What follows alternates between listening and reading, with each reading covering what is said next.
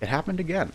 You made all the right choices, had good execution, played better, and still lost, be it to a bad top deck, a poor dice roll, or the whole world conspired against you. It's just so frustrating.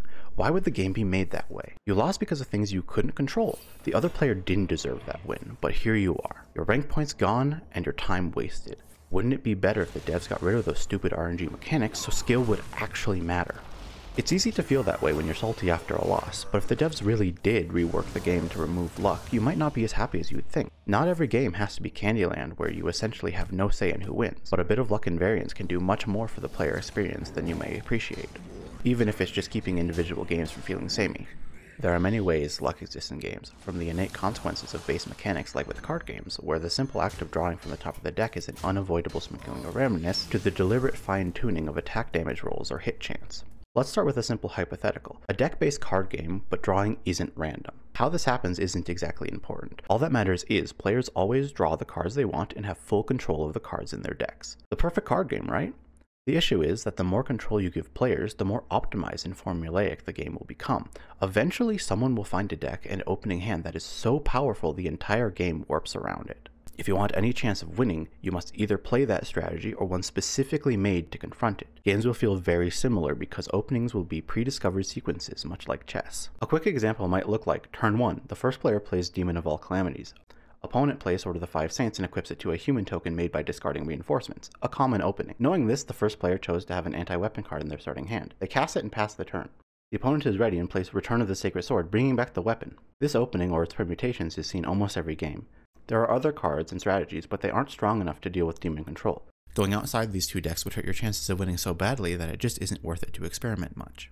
Does this sound like a game you want to play? Does the repetitive nature make you lose all interest? Or maybe the idea of studying all the options and refining an elaborate decision tree and intuition for the game excites you. That's up to the individual, but the important takeaway is less luck doesn't equal more fun. The widespread gameplay ramifications of removing draw luck from a game does not simply make it better.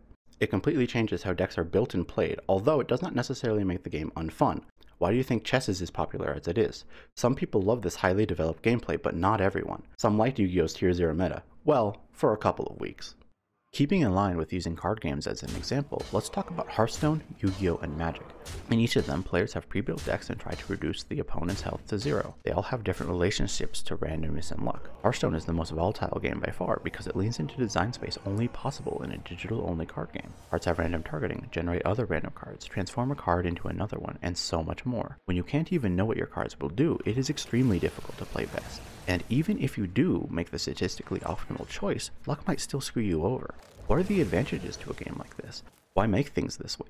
Simply, some people like it. The strategy goes from being solely about refining an excellent game plan and mastering the metagame to a more improvisational gambling approach where knowing when and what risks to take separates stronger players from weaker ones. The other plus side to a game like Hearthstone is that even when a player is losing, it's rarely ever hopeless. All it takes is a good top deck, generated card, or effect outcome to get back in the game.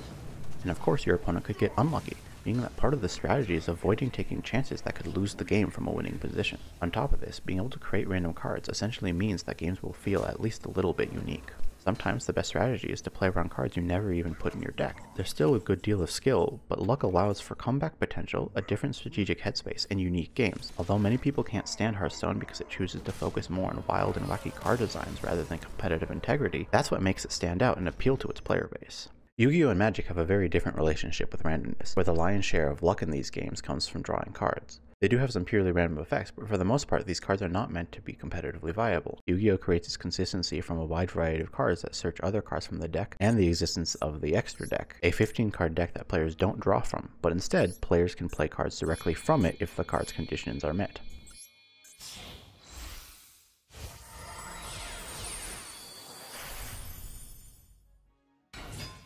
What keeps Yu-Gi-Oh! From turning into our hypothetical luckless card game is random draws and opening hands. You won't always have the perfect opening hand. Even though Kit can get Branded Fusion from the deck to summon Lubellion, adding a card off Tragedy, then you can use its effect to make Mirror Jade, you won't always have Kit or a way to make Branded Fusion in your opening hand. This forces players to play differently depending on what cards they get and construct their decks to have backup strategies. Alternatively, you may already have the card you need and want to get a different card off the search, or your hand might not benefit from making your usual plays, so you do something else entirely. Even though Yu-Gi-Oh! Gives players a lot of control over what cards they pull from their decks and allows access to their most important cards at any time via the extra deck, if you simply don't draw the cards that enable your combo routes, it can't happen. Unfortunately, this is also one of Yu-Gi-Oh's weaknesses. Games are usually very fast, frequently taking less than 5 turns total, so players don't naturally draw many cards throughout a game. If your opening hand is terrible and the 1 or 2 cards you do draw beyond that aren't any better, it doesn't matter how good you are. You can't do much of anything. Garnets, a term for cards you want in your deck to use as a resource for other cards, but never want to draw, further this issue. Magic lessens this with its generally slower pace, giving players more turns to draw cards. Plus, players can mulligan, the ability to redraw an opening hand at the cost of putting a card on the bottom of your deck for each mulligan previously taken. But in Magic, players are overall more dependent on what cards they draw, because there are fewer ways to search the deck for particular cards and no extra deck. Draw luck is worsened by players needing to play lands, cards that do nothing by themselves but are needed to play other cards. Once a player has enough lands to play their cards, lands become garnets, and there's nothing worse than drawing a land when you need anything else, or vice versa. Players can, therefore, still be unlucky and not get what they need, even with intelligently constructed decks. Beyond the mulligan and extra turns for more cards, players do have control of the cards they get over a game. Mechanics like Scry allow players to see what cards are on top of their deck and choose if they want them. Players can wish for cards, use cards like Brainstorm or Ponder combined with ways to shuffle the deck to set up multiple turns of card selection, or use the monstrosity that is Doomsday. Coupling this with the interactive and skill-based gameplay Magic is known for, some of Hearthstone and Yu-Gi-Oh's problems are alleviated. But it doesn't outright make it better than any of those games. It's its own thing.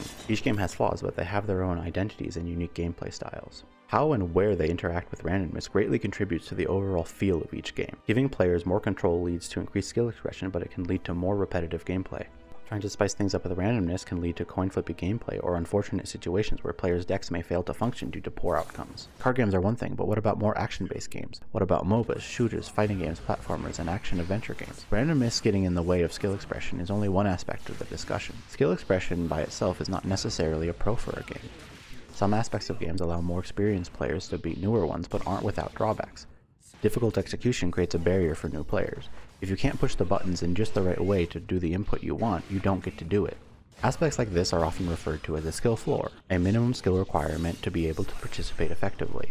Fighting games are most notorious for this. Their high focus on execution can leave newer or less experienced players feeling as if they're missing out on the true game. And understandably so, some of that stuff is difficult, requiring considerable practice. No! That was it! That was it! I just did it too slow again. Now it's gonna be a year before I get to that point again.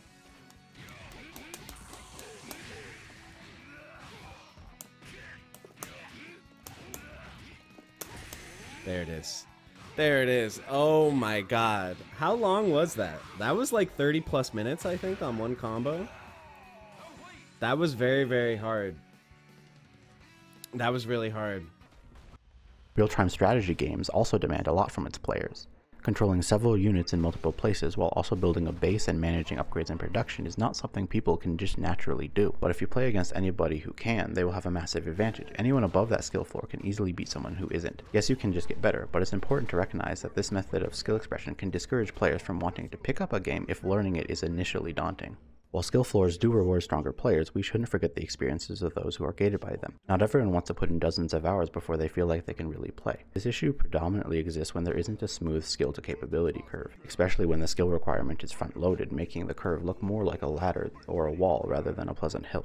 Single-player games are also guilty of this. If players have to beat a level or boss to continue progression with no alternatives, they can become stuck. This doesn't mean that games shouldn't be hard. Difficult challenges are extremely rewarding and enjoyable to attempt and complete, but forcing players into walls until they can climb is a potential quitting point. The best way to avoid skill floors in design is to design challenges so that players can opt in for increased difficulty. Giving a rank for player performance is an excellent example of how this can be done. Not everyone has to go for an S+, but those who enjoy the added obstacles imposed by the ranking system can, allowing them to confront objectives such as time limits, no-hit runs, or perhaps even adaptive difficulty, where if players are on pace for high ranks, the boss has new attacks or better AI that gets turned off if the player loses the respective rank. A phenomenal example of this is Ikaruga. The game is brutal, but players don't need to be good at it to beat it. Players are able to adjust the number of lives they have, the amount of continues, and whether ships explode into projectiles on death. Adaptive difficulty is also present. If a player survives long enough in particular sections, additional hazards will appear, or if you kill some enemies quickly enough, a second wave will spawn. This is all underlying the combo system and stage rankings that demand an extreme degree of mastery to get even close to the max rank. Ikaruga has ample room for expert players to improve while never preventing beginners from seeing the end.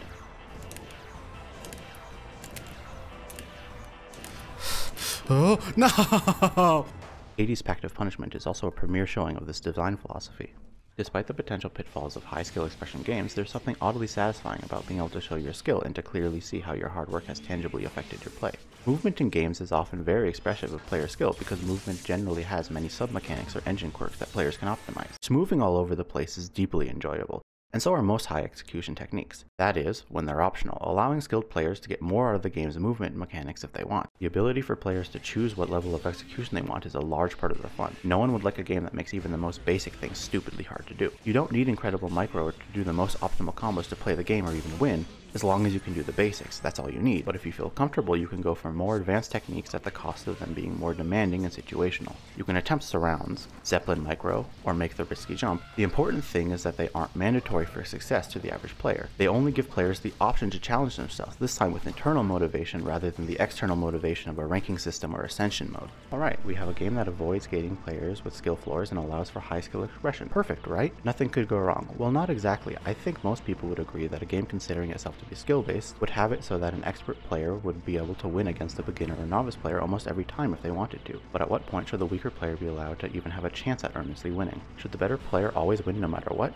I don't necessarily think so. There's something uniquely soul-sucking about knowing you can't win, even if your opponent is only a little better than you. It's like playing tennis with a wall. In a game with no randomness, no real-time execution to flub, and perfect information, this can be the case. From my own experience playing and learning Go, I have encountered this firsthand. That demoralizing, creeping feeling of hopelessness is not pleasant. Yes, I could get good, but I'm never going to be the best, so this will always happen to some degree. Go takes skill expression to the maximum. It's all that matters. Whoever is better and plays better will win, hands down.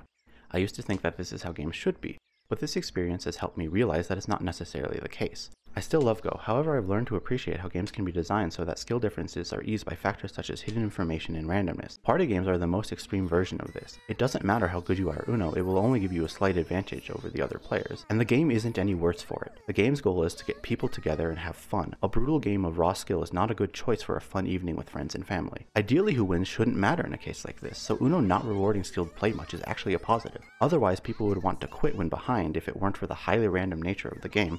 Just like how not every game should be like Candyland or Hearthstone, games shouldn't solely focus on skill expression as does Go, RTS games, and the more competitive side of the hobby. When game designers make choices that de-emphasize skill, they don't do so without carefully considering how the player experience will change.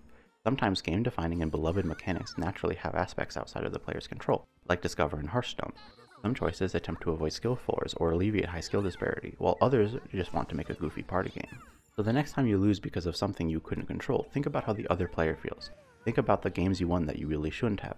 Consider how the mechanics like the one that lost you the game add variety and prevent the game from feeling repetitive. Design decisions like these are probably why you like the game as much as you do and why you are still playing it. And if not, maybe someone else really appreciates it. You can subscribe if you want. If you want to tell me how wrong I am, you can do it in the comments, or you can catch me live and tell me there. I've recently been playing through Monster Hunter World and having a great time, and if you want to, you can stop by and chat. Anyway, see you next time.